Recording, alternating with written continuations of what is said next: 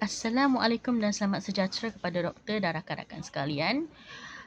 Pembelajaran boleh ditakrifkan sebagai sebuah proses untuk kita memperoleh maklumat, kemahiran, sikap, tingkah laku melalui kajian, pengalaman atau pengajaran. Di dalam konteks pendidikan dan psikologi, pembelajaran ini sering dikaitkan dengan perubahan yang kekal di dalam tingkah laku, pengetahuan atau keupayaan yang terhasil daripada pengalaman dan juga amalan yang kita lakukan. Perubahan ini boleh jadi sama ada secara kita sedar atau tidak sedar, sama ada secara sengaja ataupun secara tidak sengaja. Secara mudahnya, pembelajaran yang aktif ataupun berkesan merujuk kepada proses di mana kita memperoleh pengetahuan ataupun kemahiran dengan cara yang membawa kepada pemahaman yang bermakna dan berkekalan. Ianya melibatkan strategi dan juga pendekatan yang memaksimumkan pengekalan dan juga penggunaan maklumat. Keberkesanan maklumat ini sebenarnya dipengaruhi oleh pelbagai faktor, termasuklah kaedah yang digunakan untuk menyampaikan pengajaran itu, penglibatan pelajar dalam kelas dan juga persekitaran, serta tidak lupa kerelevanan sesebuah bahan yang digunakan di dalam sesi PDP itu. Selamat sejahtera. Sekarang saya akan membentangkan tentang latar belakang sekolah iaitu SMK Sri Medan. SMK Sri Medan ini didirikan pada tahun 1 Januari 1965 dengan 72 pelajar, 4 tenaga pengajar dan juga penumpang dari Sekolah Kebangsaan Sri Medan. Kerana pertumbuhan pesat ini, sebahagian pelajar harus menumpang di sekolah rendah jenis kebangsaan Cina iaitu Changhua pada tahun 1970.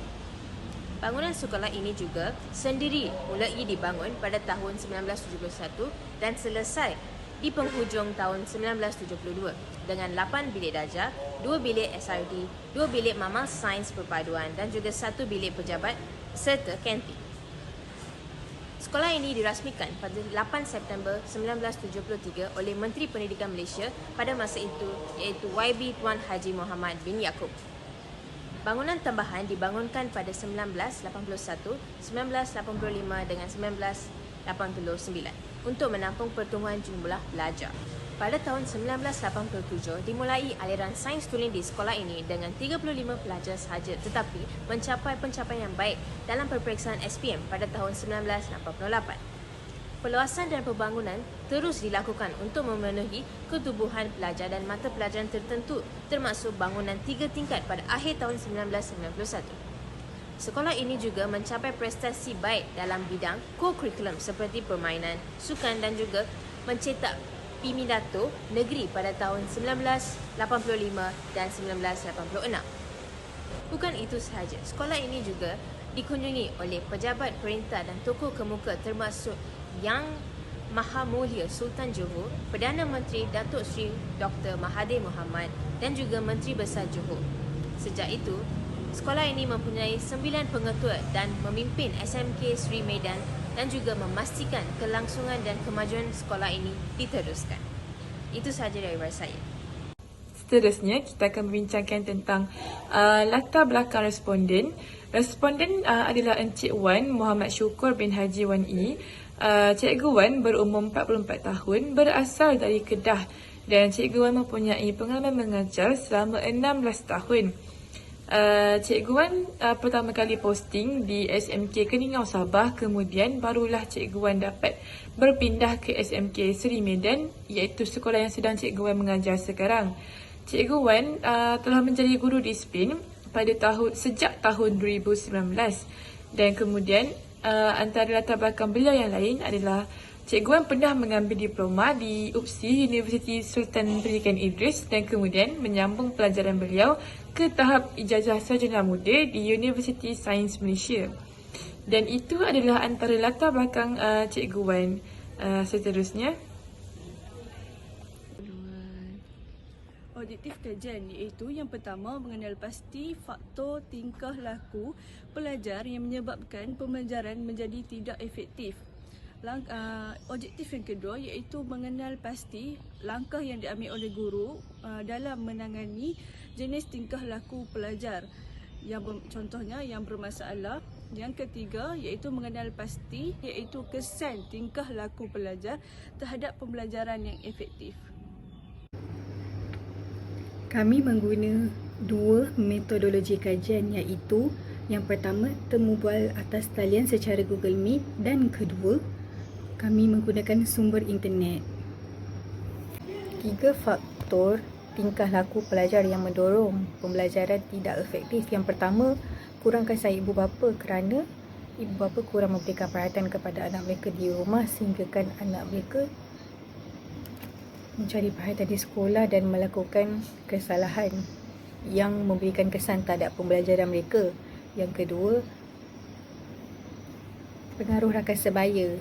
Pengaruh rakan sebaya ini jadi apabila mereka terpengaruh dengan kawan mereka untuk ponting sekolah dan tidak membuat kerja rumah.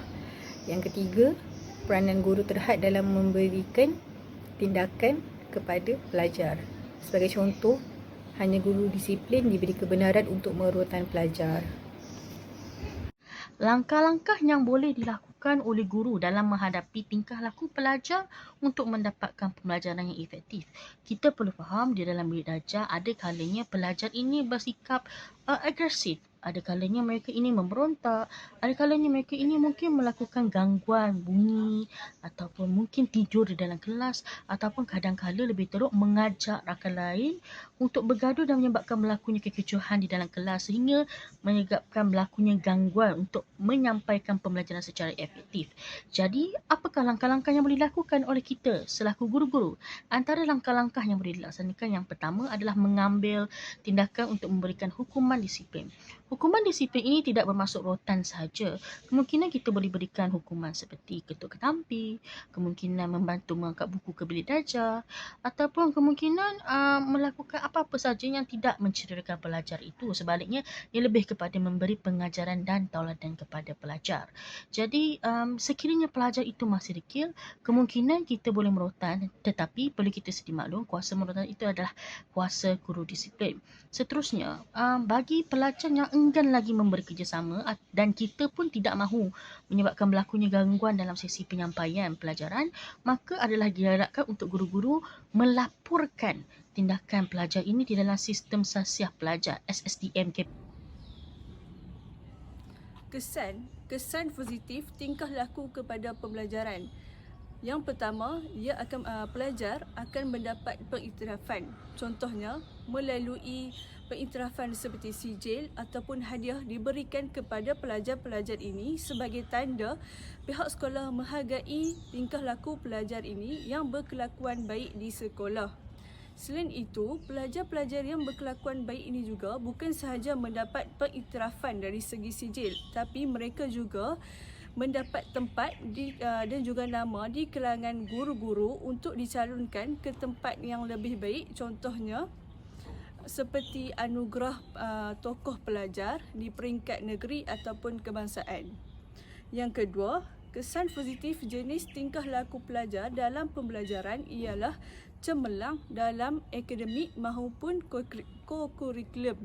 Contohnya, pelajar-pelajar yang bertingkah laku baik ini akan memberi kesan yang positif dalam pembelajaran mereka seperti mereka mendapat tempat pertama dalam kelas, menduduki kelas yang depan ataupun mendapat keputusan yang cemerlang dalam bidang kurikulum seperti aktif dalam bidang sukan, bidang berunit uniform dan juga bidang berkaitan dengan persatuan. Jadi pelajar-pelajar ini bukan sahaja cemerlang dalam akademik, mereka juga seimbang dalam bidang kurikulum. Sekian, terima kasih. Seterusnya, kita akan membincangkan tentang kesan negatif jenis tingkah laku pelajar kepada pembelajaran. Jadi di sini kita akan lihat bagaimana tingkah laku pelajar akan mempengaruhi pembelajaran pelajar tersebut di masa hadapan kelak. Jadi untuk kesan negatif yang pertama sekali yang dapat kami lihat adalah sistem sahsiah diri pelajar iaitu SSDM akan terjejas kerana mempunyai rekod yang tidak baik dan ini akan mengganggu masa hadapan pelajar jika pelajar tersebut hendak bertukar sekolah ataupun hendak melanjutkan pelajaran ke sekolah asrama penuh. Ini akan membuatkan pelajar tersebut mempunyai beberapa mata buruk yang akan membuatkan pihak sekolah lain untuk mengambil pelajar tersebut sebagai pelajar mereka. Seterusnya, kami juga dapati bahawa peluang pelajar-pelajar ini untuk menyertai aktiviti sekolah, aktiviti akademik kokurikulum itu mempunyai peluang yang rendah kerana tentunya pihak sekolah akan mengutamakan pelajar-pelajar yang mempunyai rekod bersih, mempunyai akademik dan kokurikulum yang memuaskan. Jadi pelajar yang mempunyai SSPM yang agak kurang baik ini mempunyai peluang yang rendah untuk menjadi aktif dan menyertai program-program yang sebegini. Membentangkan tentang teori-teori yang telah dicadangkan oleh responden dalam menangani masalah tingkah laku pelajar. Teori pertama yang telah dicadangkan adalah teori behaviorism. Teori ini dikembangkan oleh B.F. Skinner dan memberikan penekanan pada peranan lingkungan eksternal dan stimuli responden untuk membentuk perilaku. Melalui teori ini, guru menggunakan pendekatan penguatan positif atau negatif untuk memodifikasikan perilaku pelajar. Penguatan positif seperti pujian atau hadiah dapat digunakan untuk meningkatkan perilaku positif. Sebagai contoh, penggunaan SSDM di sekolah. Seterusnya, teori kedua yang telah dinyatakan oleh responden. Teori kedua yang telah dinyatakan adalah teori kognitif pembelajaran. Teori ini telah dikenalkan oleh Jane Piaget yang menekankan pada proses kognitif dalam pembelajaran. Guru dapat mendekati masalah tingkah laku dengan memahami pemikiran dan pengalaman kognitif pelajar. Dengan memahami pelajar, guru boleh membentuk bahan pengajaran dan pembelajaran yang selaras dengan kekuatan pembelajaran mereka. Teori ketiga yang telah dicadangkan oleh responden merupakan teori konstruktivisme. Teori konstruktivisme ini dikenalkan oleh Jane Piaget dan juga Vygotsky yang memberikan penekanan pada konstruksi pengetahuan oleh individu melalui pengalaman dan interaksi sosial. Guru boleh mencipta lingkungan pembelajaran yang mendukung interaksi sosial dan juga kolaborasi. Responden juga menekankan pada tugas berkumpulan iaitu group works agar pelajar dapat berinteraksi dan juga memperoleh rakan yang positif yang bakal membantu mereka dari segi pembelajaran dan pengajaran. Seterusnya, emosi. Secara rumusannya, objektif kajian kami telah dicapai di mana kami dapat mengenal pasti faktor jenis tingkah laku pelajar yang mendorong pembelajaran menjadi tidak efektif, langkah yang dilakukan oleh guru dalam menghadapi tingkah laku pelajar dan akhirnya mengenal pasti kesan-kesan tingkah laku pelajar yang mempengaruhi pembelajaran yang efektif.